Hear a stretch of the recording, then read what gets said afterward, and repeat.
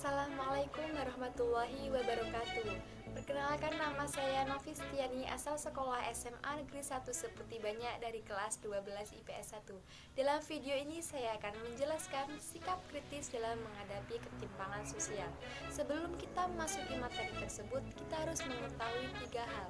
Yang pertama, apa itu pengertian dari ketimpangan sosial? Yang kedua, faktor-faktor yang memengaruhi ketimpangan sosial. Dan yang ketiga, dampak ketimpangan sosial.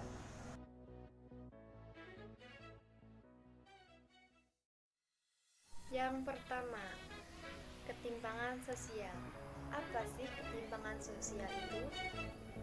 Ketimpangan sosial merupakan keadaan yang terjadi karena adanya kesenjangan atau ketidakseimbangan akses untuk mendapatkan dan memanfaatkan sumber daya yang tersedia. Berbagai bentuk ketimpangan, mulai dari ekonomi, politik, dan budaya, dapat terjadi dalam masyarakat. Bisa jadi suatu kelompok masyarakat dapat mengalami multi ketimpangan sosial dalam hidupnya. Bagaimanapun usahanya, perbedaan termasuk yang mengarah pada ketimpangan memang tidak dapat dihilangkan dari muka bumi ini. Akan tetapi, bukan berarti ketimpangan sosial akan menimbulkan permasalahan bagi masyarakat itu sendiri. Beragam cara yang dilakukan untuk mengurangi jarak ketimpangan sosial. Sikap kritislah yang sangat diperlukan dalam upaya tersebut.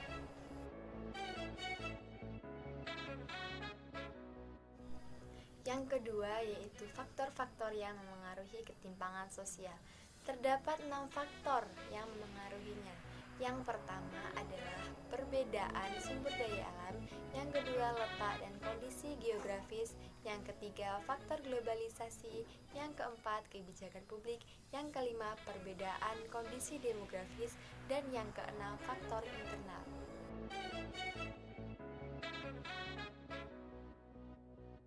Yang ketiga yaitu dampak ketimpangan sosial. Terdapat 4 dampak ketimpangan sosial. Yang pertama yaitu diskriminasi sosial, yang merupakan perbedaan antara kelompok pengecualian atau pembatasan kesempatan yang dapat menimbulkan ketidakseimbangan dalam masyarakat. Yang kedua yaitu kecemburuan sosial, yang muncul melalui prasangka dan muncul akibat perlakuan yang diterima oleh suatu kelompok terhadap kelompok yang lain. Yang ketiga yaitu monopoli kekuasaan. Penguasaan secara mutlak dengan meniadakan persaingan dapat memicu eksploitasi dan membuat lingkaran kemiskinan dalam masyarakat. Yang keempat yaitu konflik sosial. Terdapat dua pihak. Ada tujuan konflik, perbedaan pikiran dan perasaan yang bertentangan.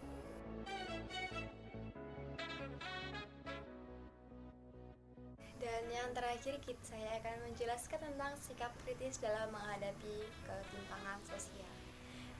Ada beberapa sikap kritis yang dapat kita lakukan, yaitu yang pertama adalah menjaga komunikasi sosial. Komunikasi sosial dapat menandakan hubungan sosial yang dalam masyarakat.